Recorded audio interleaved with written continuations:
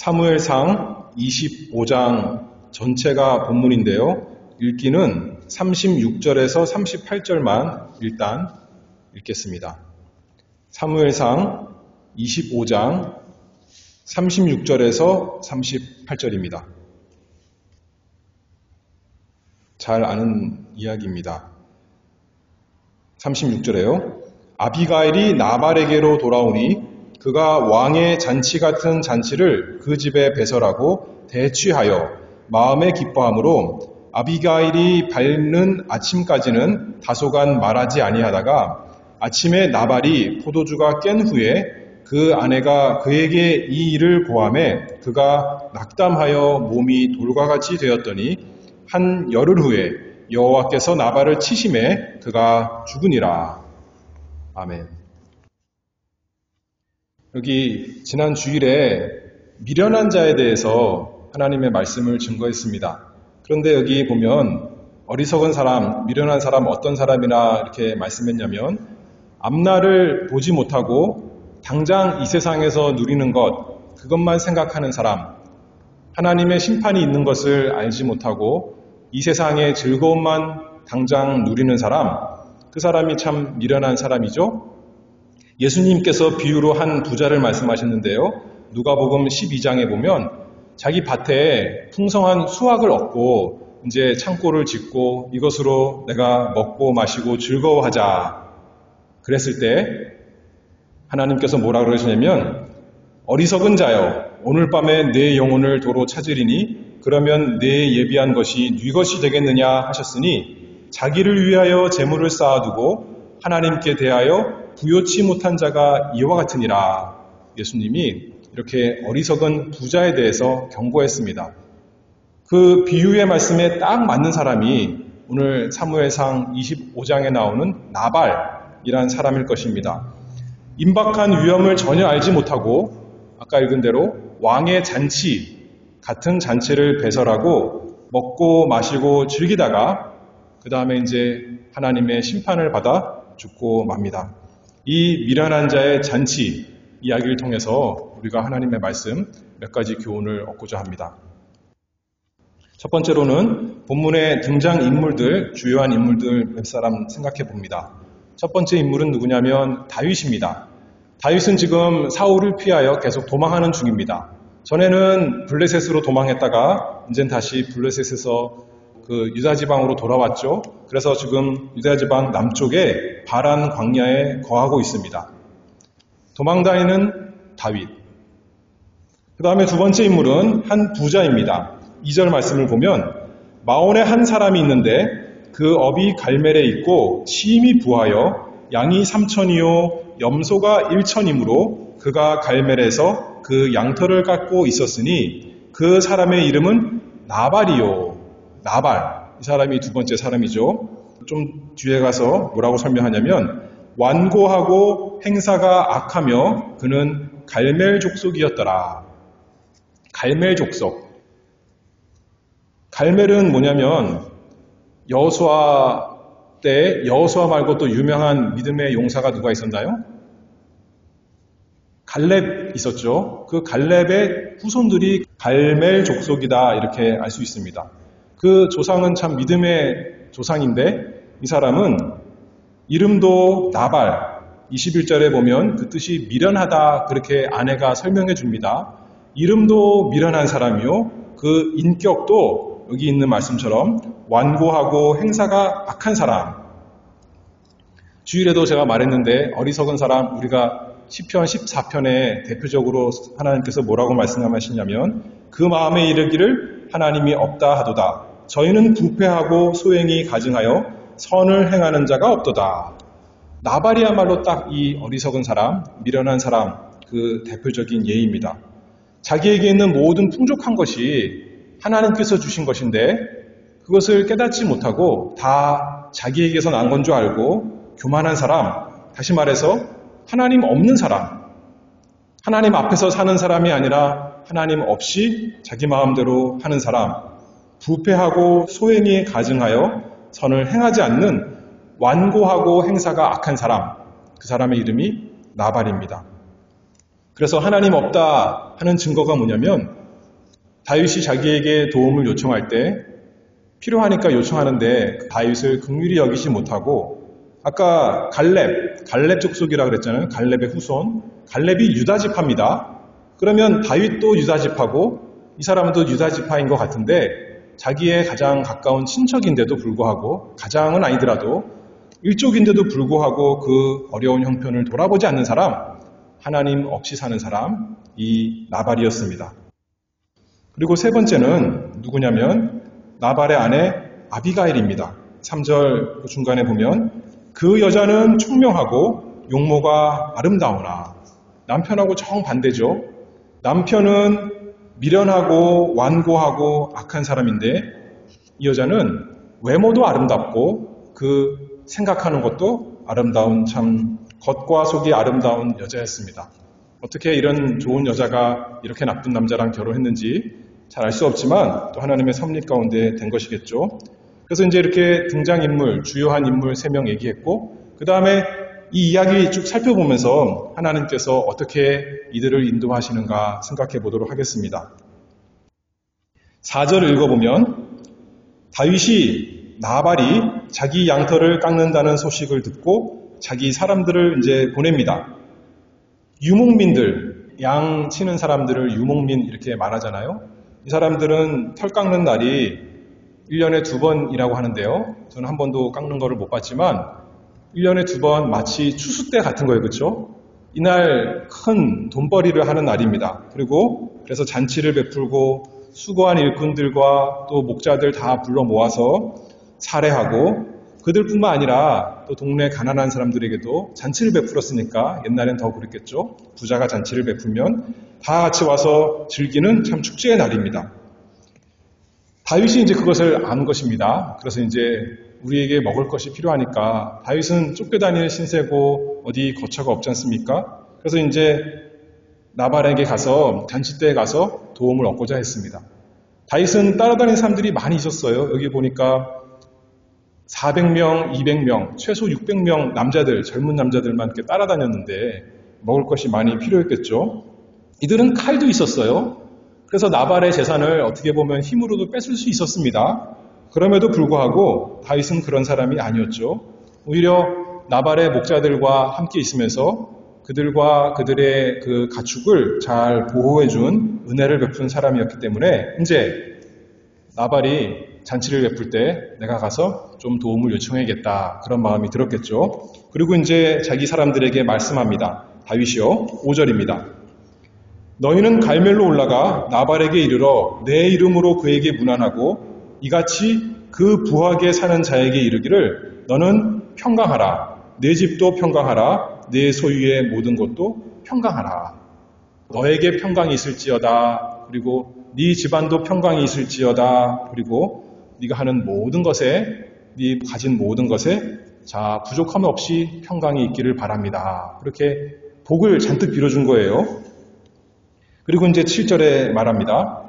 네게 양털 깎는 자들이 있다 함을 이제 내가 들었노라. 네 목자들이 우리와 함께 있었으나 우리가 그들을 상치 아니하였고 그들이 갈멜에 있는 동안에 그들의 것을 하나도 잃지 아니하였나니. 내가 당신에게 나아가는 그 이유 이렇게 말하고 있는 거죠.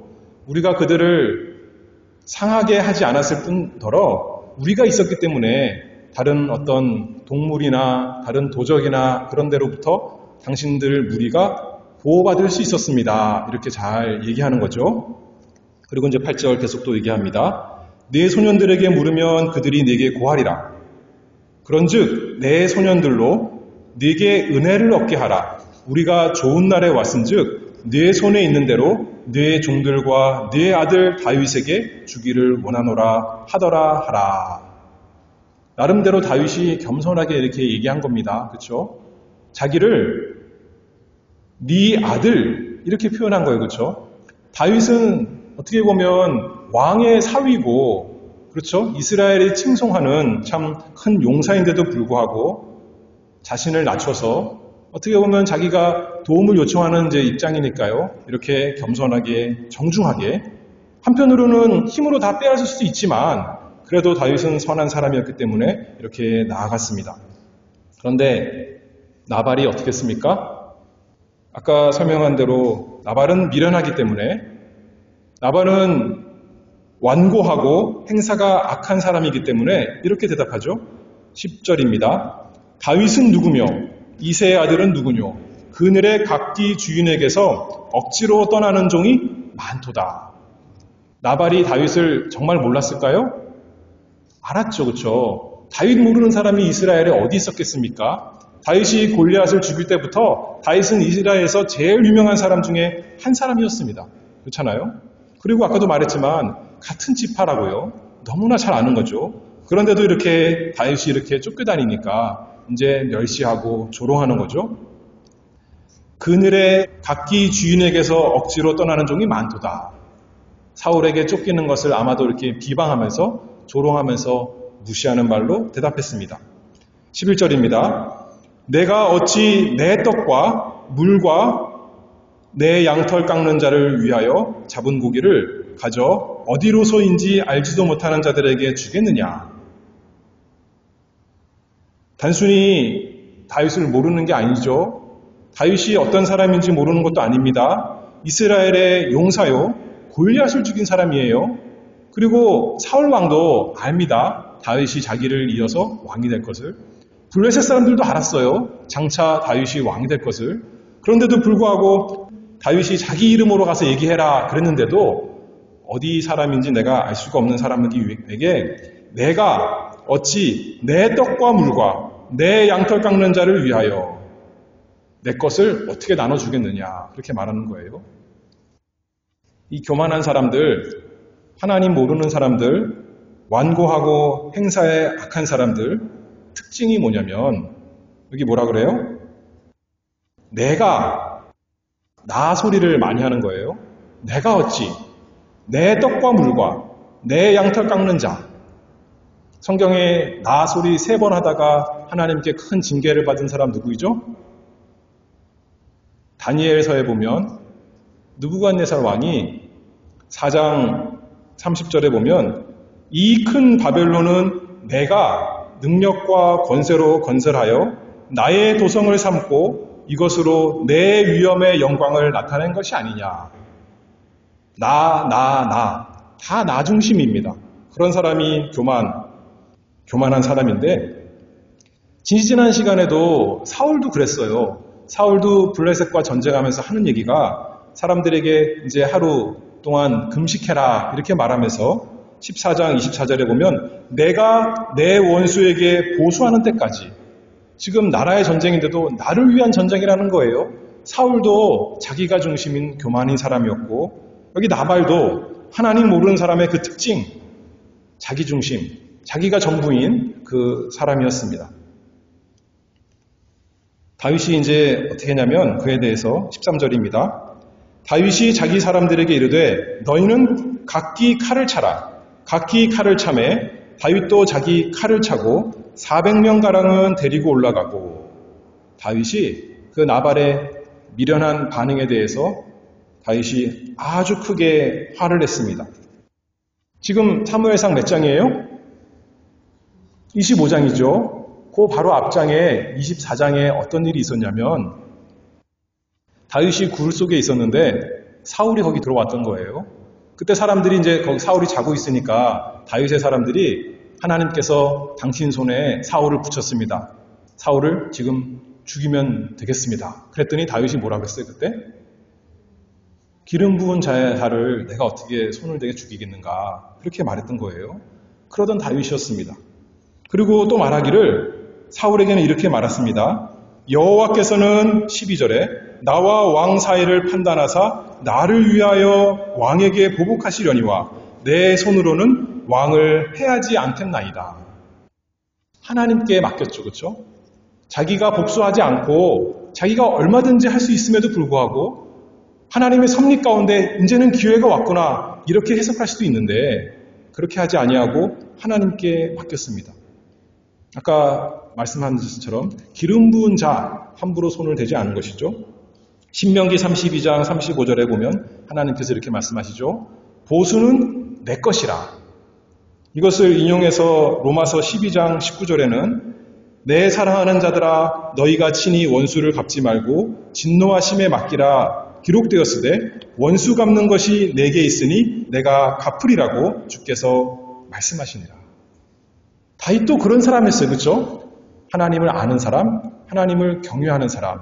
그래서 모든 것을 하나님께 맡겼던 사람, 하나님을 두려워하고 하나님을 피난처로 삼고 그런 사람이었는데 오늘 본문에 보니까 나발만 어리석은 사람이 아니라 누가 어리석은 사람이 되었어요? 다윗도 그만 그 어리석음에 반응해서 자신도 어리석게 화를 내는 사람이 되었습니다. 우리는 어떻습니까? 우리도 여기서 자유롭지 못한 거죠. 나발은 하나님의 사람이 아니다. 이렇게 말하면 쉽지만, 이렇게 해버리면 되지만, 다윗은 하나님의 사람인데, 하나님이 함께 하시는 사람인데도 불구하고, 이렇게 급하게 화를 내고 큰 죄에 빠지게 되는 바로 앞에 놓이게 된 거죠. 우리가 어쩔 때는 하나님의 은혜로 성령께서 은혜 주셔서 인내하며 온유하게 되다가 또 어떤 때는, 다른 때는 참지 못하고 그만 분노를 터뜨리며 육체의 일을 하게 되는 것이 우리 모습이다. 우리가 고백합니다. 우리가 죄의 형벌에서는 완전히 구원받았습니다. 다시는 형벌을 받지 않습니다. 그리고 죄의 권세에서도 사슬에 매여 있던 죄의 권세에서도 우리가 완전히 해방되었습니다. 우리는 자유로운 사람입니다. 그럼에도 불구하고 여전히 죄의 존재가 우리 속에 남아있기 때문에 우리가 넘어지고 또 넘어집니다. 교만할 수가 없는 것이죠. 그래서 언제나 겸손히 주님의 은혜를 구합니다. 주님께서 알려주신 기도를 따라서 우리를 시험에 들게 마옵시고 다만 악에서 구하옵소서. 우리가 이렇게 기도하는 사람 되어야 되지 않겠습니까? 자, 이제 나발은 어리석게 하고 잔치를 계속 베풀고 있습니다. 다윗은 이제 그의 군대를 각기 칼을 차고, 다윗도 칼을 차고, 아마 골리앗 그 칼이겠죠. 또 이제 나발에게로 쳐들어가서 나발과 그의 모든 사람을 다 죽이려는 그런 때가 되었습니다. 하나님께서 어떻게 하셨을까요? 하나님께서 사울이 다윗이 저번에 했잖아요. 다윗이 노브에서 제사장을 만났을 때 사울이 그걸 가지고 화를 내면서 노브에 있는 사람들, 제사장들을 다 죽였습니다. 그렇죠? 근데 다윗의 경우에는 하나님께서 그를 막아주시는 은혜를 베푸셨습니다. 그게 차이가 있는 거죠. 하나님께서 직접 그 마음에 구원의 은혜를 베풀어 주시는 경우도 있지만 이 경우는 간접적으로 다윗을 깨닫게 하셨습니다. 그래서 우리의 삶에서도 하나님께서 직접 우리 마음에 감동을 주실 수도 있지만 여러 사람들을 통해서 우리를 깨닫게 하시죠. 본문에서도 먼저 소년 하나님께서 사용하십니다. 마치 나아만 장군이 엘리사에게 왔다가 엘리사가 자기 마음대로 이렇게 뭔가 시원하게 안 해주니까 화를 내면서 돌아가려는데 그 종 중에 하나가 나아만에게 잘 얘기해서 요단강에 가서 몸을 7번 씻었던 것처럼 이번에도 한 소년이 이름 없는 사람이에요. 그렇죠? 이름 없는 사람이 나발의 아내 아비가일에게 이 자초지종을 긴급하게 전합니다. 14절입니다. 소년 중 하나가 나발의 아내 아비가일에게 고하여 가로되 다윗이 우리 주인에게 문안하러 광야에서 사자들을 보내었거늘 주인이 그들을 수욕하였나이다.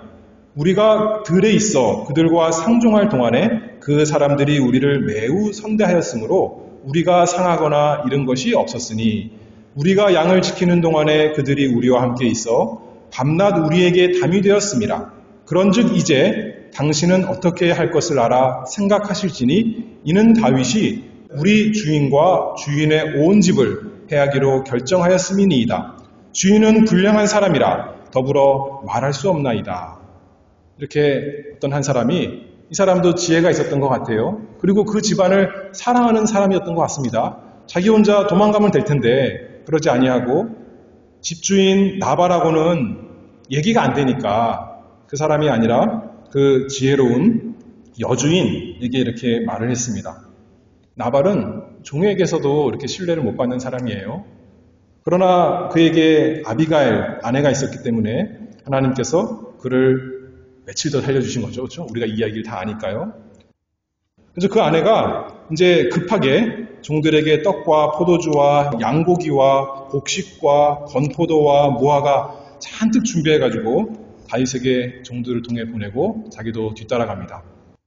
마치 야곱이 에서를 만나면서 선물을 잔뜩 먼저 보내놓고 자기가 뒤에 가는 것처럼 이렇게 먼저 이렇게 환심을 사야겠죠. 지혜를 써서 이 하나님이 주신 지혜를 써서 물건을 잘 보냈습니다. 그리고 미련한 남편에게는 아무 말 하지 않고 자신이 이렇게 일을 처리한 거죠. 이제 다윗은 화를 내면서 칼을 차고 400명과 함께 내려옵니다.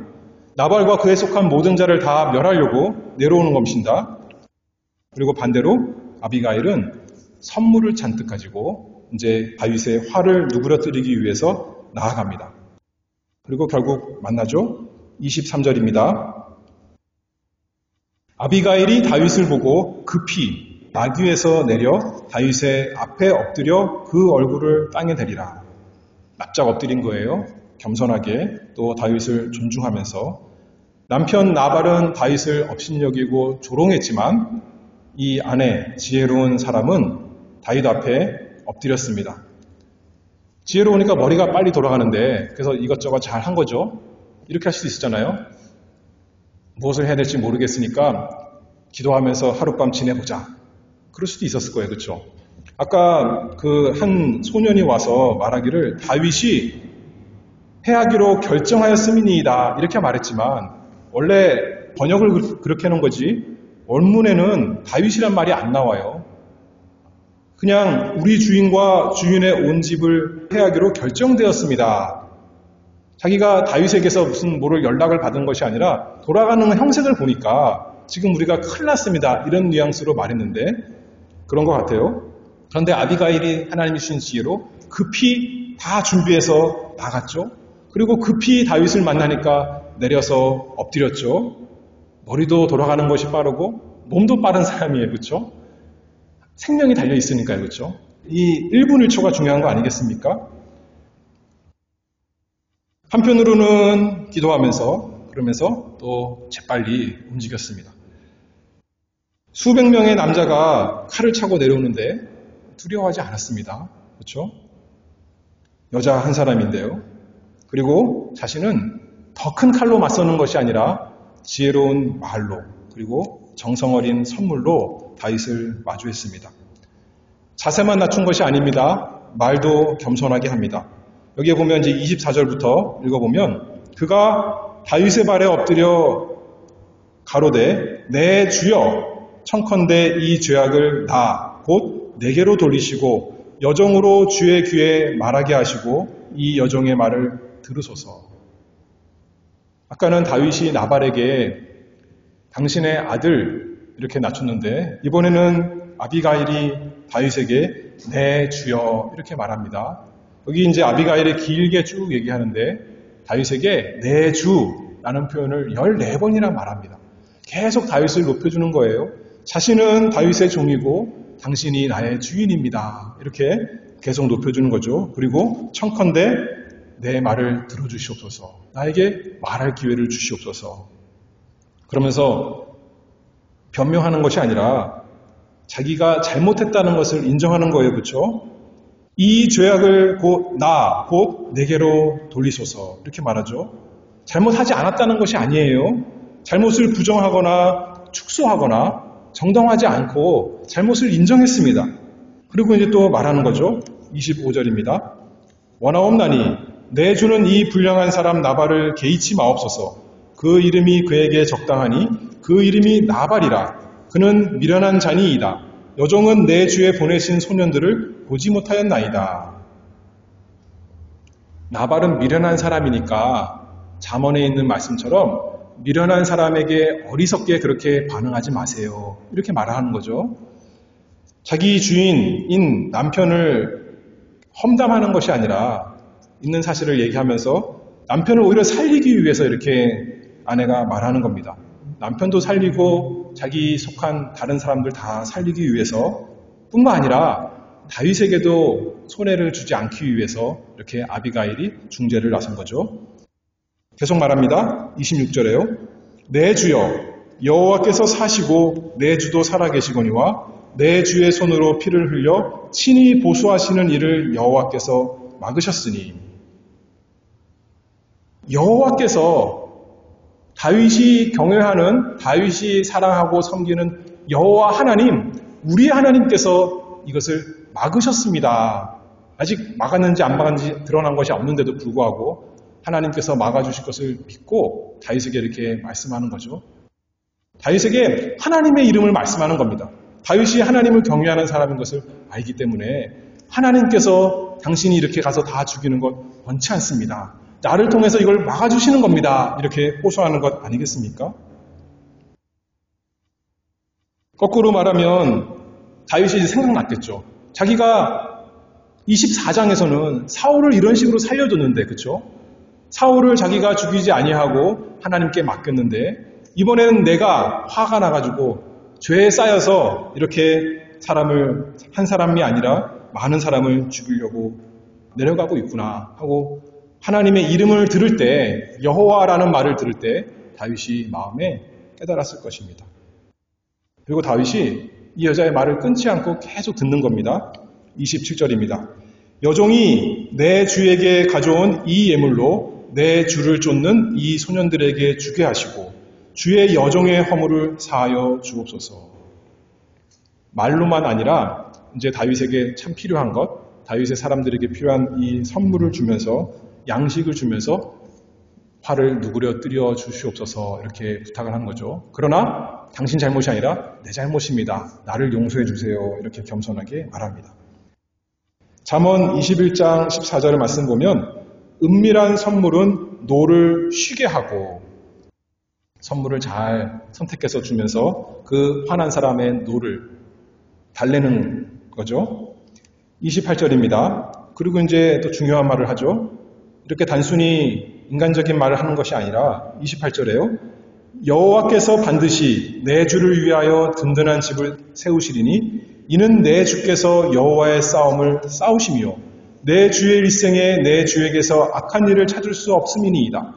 사람이 일어나서 내 주를 쫓아 내 주의 생명을 찾을지라도 내 주의 생명은 내 주의 하나님 여호와와 함께 생명 싸개 속에 쌓였을 것이요 내 주의 원수들의 생명은 물매로 던지듯 여호와께서 그것을 던지시리이다.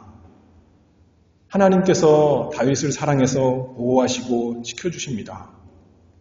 하나님의 이름 잔뜩 얘기하면서 이렇게 하나님이 다윗과 함께 하심을 기억하게 했습니다. 다윗이 여기 읽어보니까 다윗이 왕이 될 것, 이렇게 이 사람이 믿었던 것 같아요. 그렇죠? 하나님께서 그 믿음을 주셨던 것 같습니다. 그리고 이 사람의 입을 통해서 하나님께서 어떻게 보면 또 예언을 하시는 거죠. 30절을 계속 읽습니다. 여호와께서 내 주에 대하여 하신 말씀대로 모든 선을 내 주에게 행하사 내 주를 이스라엘의 지도자로 세우신 때에 내 주께서 무죄한 피를 흘리셨다든지 내 주께서 친히 보수하셨다든지 함을 인하여 슬퍼하실 것도 없고 내 주의 마음에 걸리는 것도 없으시리니 다만 여호와께서 내 주를 후대하신 때에 원컨대 내 주의 여종을 생각하소서. 지금 이렇게 하나님께서 다윗이 잘못하려고 하는 것을 막아줬으니 하나님이 다윗을 사랑하며 보호하시는 것이고 장차 앞으로 왕으로 세워주실 것입니다. 그러니 그때 나를 생각해 주시옵소서 이렇게 얘기하는 거죠. 죽이려던 사람의 아내의 이 긴 이야기를 다윗이 다 듣고 나서 이제 대답합니다. 32절입니다. 다윗이 아비가일에게 이르되 오늘날 너를 보내어 나를 영접케 하신 이스라엘의 하나님 여호와를 찬송할지로다. 또 내 지혜를 칭찬할지며 또 네게 복이 있을지로다. 오늘날 내가 피를 흘릴 것과 친히 보수하는 것을 네가 막았느니라. 네가 막았다는 거예요. 그렇죠?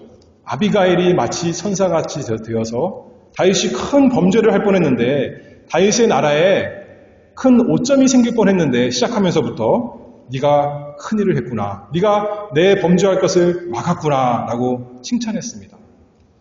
한편으로는 아비가일이 한 것이고 또 다른 한편으로는 하나님이 하신 거죠. 하나님이 하셨습니다. 하나님이 나를 막아주셨습니다. 너를 통해서 그렇게 하셨습니다. 하나님을 찬송했습니다. 오늘 25장 1절에 보면 무슨 이야기가 나오냐면 사무엘이 죽은 이야기가 나와요. 사무엘이 죽었으니까 이제 그 나라에 참된 어떻게 보면 선지자 이제 하나 없어진 거 아니겠습니까? 다윗이 누구에게 가서 하나님의 말씀을 듣겠습니까? 다윗을 막을 사람도 없는 겁니다. 그런데 하나님께서 아비가일을 통해서 미련한 나발의 아내, 여자의 말 당시에 잘 듣지도 않을 텐데 한 여자의 말을 통해서 하나님의 말씀을 듣게 하셨습니다. 그렇죠? 다윗이 하나님을 잘 섬길 때, 하나님께 신실할 때 하나님께서 하나님의 말씀을 주셨어요?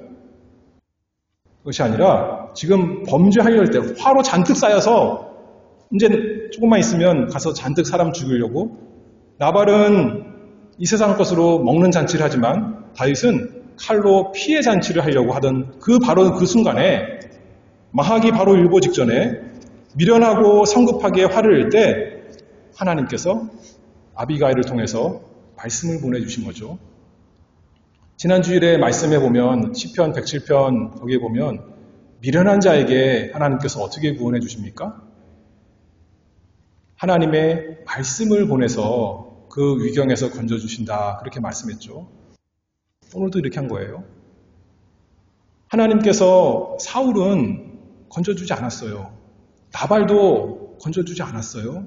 그런데 하나님의 사람인 하나님의 백성인 다윗은 미련하게 나가는데 하나님께서 하나님의 말씀을 아비가일을 통해서 보내주셔서 그 완고한 마음, 그 분노로 가득 찬 마음을 고쳐주시고 위경에서 건져주시는 그 내용을 여기서 볼 수 있습니다. 우리가 하나님의 백성이라도 화를 내고 죄를 범할 수 있지만 하나님께서 말씀을 보내주셔서 말씀이 생각나게 하시는 거죠. 하나님의 말씀 우리에게 생각나게 하셔서 깨닫게 하시고 회개하게 하시고 돌이키십니다. 그래서 다윗은 아비가일이 여호와 하나님의 이름을 언급하며 계속 얘기할 때 한마디도 멈추게 하지 못하고 반박하지 못하고 오히려 누가 훈계를 들은 거예요? 누가 죄인인 거예요? 겉으로는 아비가일이 내가 죄인입니다. 당신은 왕입니다. 내 주여 이렇게 말하지만 실제로는 아비가일은 선한 사람이고 다윗이 죄인이 돼서 아비가일의 훈계를 들은 거죠. 겉모습은 아비가일이 다윗 앞에 머리를 조아렸지만 다윗은 나귀에 타서 이렇게 꼿꼿이 서 있지만 실제로는 아비가일이 하는 그 하나님의 말씀 앞에 다윗이 머리를 숙였던 것 알 수가 있습니다. 그렇죠? 왜냐하면 하나님의 말씀이니까요. 여자의 말이라도 하나님의 말씀이기 때문에 다윗이 그것을 깨달았을 것이 분명합니다. 하나님께서 하나님의 백성, 특별히 하나님의 기름 부음 받은 자를 보호해 주셨습니다. 뭐 하지 않도록요? 죄짓지 않도록. 그래서 하나님을 경외하는 아비가일을 통해서 말씀을 보내주시고 또 다윗에게 그 말씀에 순복하는 부드러운 마음을 주셔서 하나님께서 다윗을 막아주셨습니다. 그것이 기이한 일 아니겠습니까? 그것이 하나님 백성에게 있는 참 기이한 일이요. 하나님을 찬송할 하나님의 인자하심이다. 우리가 생각할 수가 있습니다. 그리고 이제 다윗이 35절에 말씀하죠. 다윗이 그가 가져온 것을 그의 손에서 받고 그에게 이르되 내 집으로 평안히 올라가라. 내가 네 말을 듣고 네 청을 허락하노라. 우리에게도 다윗에게 있었던 이런 일이 많이 일어나기를 바랍니다. 이 세상에서 좋은 것, 세상 사람들이 부러워할 만한 것, 그것 얻는 것 문제가 아니라 죄짓지 않는 것이 참된 형통입니다. 요셉이 애굽에 내려가서 여호와께서 요셉과 함께 하심으로 요셉이 형통했더라 그랬는데 두 가지 모습이 다 있어요. 사람들 보기에는 요셉이 일이 잘 되는 것이 참 형통하다 그렇게 봤겠지만 우리가 보기에는 요셉은 범죄할 수밖에 없는 그런 상황인데도 불구하고 여호와께서 함께 하시니 죄를 짓지 않을 수 있었던 거죠. 그것이 요셉의 형통 아니겠습니까? 다니엘과 세 친구도 마찬가지예요. 사람들은 세상적인 욕심만 잔뜩 가진 사람은 다니엘과 세 친구 얘기 볼 때마다 이 사람들이 하나님을 경외했더니 하나님께서 세상적으로 잘 되게 해주셨더라, 형통했더라 생각하겠지만 믿음의 눈으로 보면 그게 문제가 아니죠. 그렇죠? 다니엘과 세 친구 정말 일반적으로 하면 범죄할 수밖에 없는, 우상에게 절할 수밖에 없는 그 상황에서 하나님께서 함께 하시니 그들이 죄를 짓지 않고 시험을 이길 수 있었던, 형통할 수 있었던 것입니다. 그게 하나님의 백성에게 있는 구원의 은혜죠. 세상 성공으로 형통이 놀라운 것이 아니라 하나님께서 우리로 하여금 죄 짓지 않게 막아주시는 게 참 놀라운 일입니다. 우리가 하나님께 감사할 것이 많이 있습니다. 교통사고 당할 뻔했는데 안 나게 해주셨어요. 얼마나 감사합니까? 큰 병에 걸릴 뻔했는데 조금만 고통받고 넘어갔습니다. 하나님 감사합니다. 참 놀랍고 감사합니다. 하지만 더 중요한 게 뭐라고요? 죄 질 뻔했는데, 죄로 금방 넘어갈 뻔했는데 시험을 만나서 하나님께서 막아주셨구나. 내 스스로는 화내서 그냥 다 엎어버리고 말 텐데 하나님께서 이 사람을 통해서 저 사람을 통해서 또 내 마음에 하나님의 말씀을 보내주셔서 나로 하여금 죄 안 짓도록 막아주셨구나. 그것이 우리가 하나님께 찬송해야 될 제목이고 하나님이 하나님의 백성을 그렇게 인도해 주십니다. 만약에 말이에요. 하나님께서 막아주시지 않는다면 우리의 삶은 다 지옥 덩어리가 될 것입니다.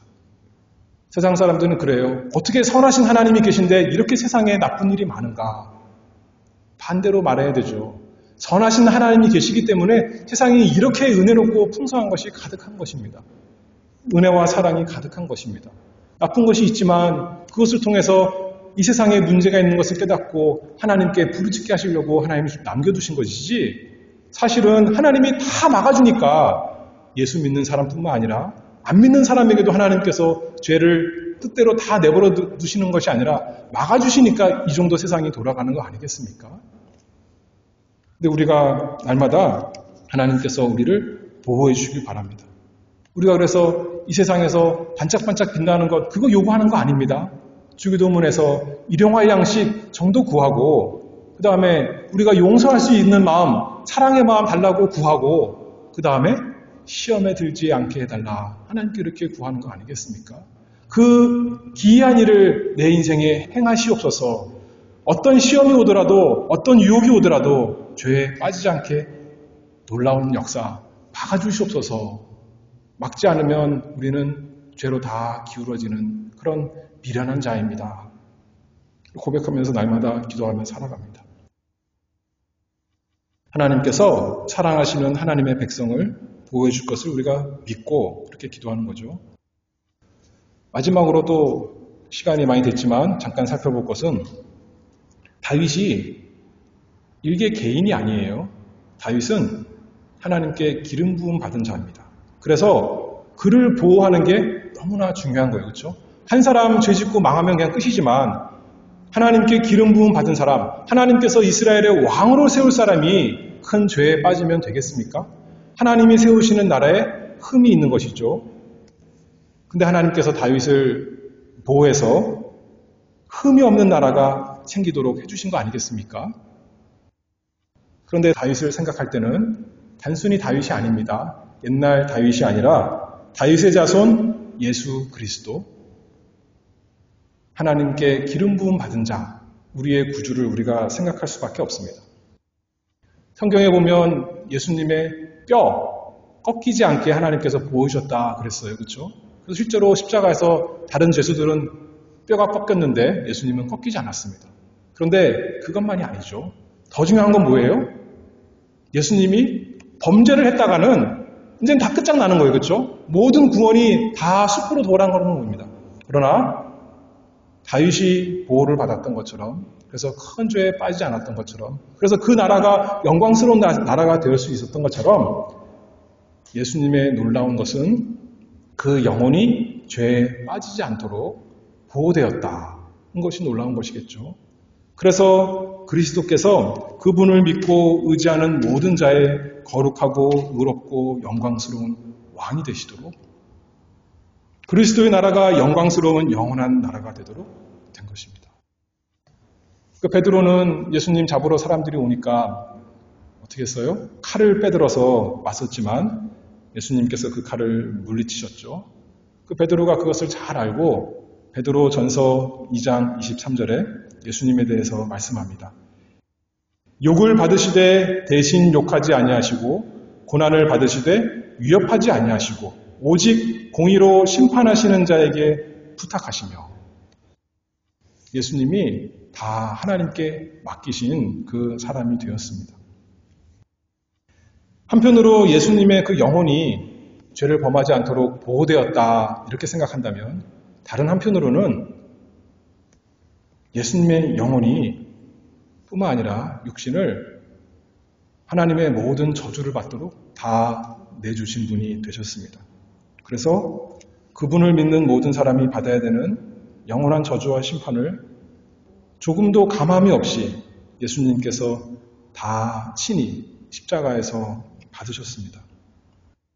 그래서 그분을 믿고 의지하는 우리 모두에게 천국의 영원한 보호와 평안이 있도록 원수가 아무리 둘러싸고 우리를 삼키려고 해도 사단이 이 세상이 우리 죄가 우리를 멸하게 하려 할지라도 우리 생명이 여기 아비가일이 말한 것처럼 여호와 하나님과 함께 생명싸게 보호되었다, 쌓여있다 하는 것처럼 우리가 예수 그리스도를 믿는 우리가 예수 그리스도와 함께 하나님의 생명싸게 쌓여서 보호되도록 예수 그리스도께서 자신을 다 내주셨습니다.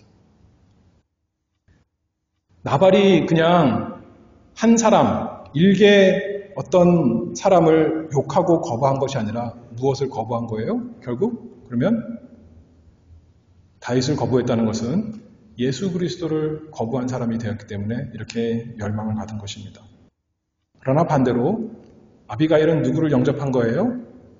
단순히 다윗을 영접한 것이 아니라 예수 그리스도를 영접한 것이죠. 예수 그리스도 앞에 엎드리고 겸손히 나는 죄인입니다.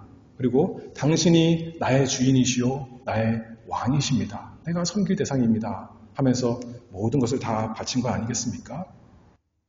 그래서 아비가일이 뭐가 됐어요? 나중에 다윗의 신부가 되었어요. 우리는 예수님을 영접하면 뭐가 됩니까?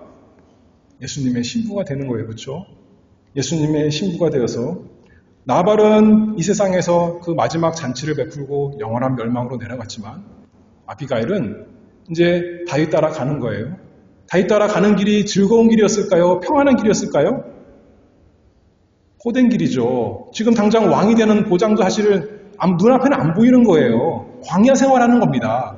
그런데 다윗이 가자니까 가는 거예요. 믿음으로 다윗을 따라가는 거죠.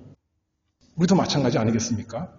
우리도 이 세상 예수님이 우리 마음속에 찾아오실 때, 말씀으로 찾아오실 때 예수님은 나의 주인이시오, 나의 왕이시오.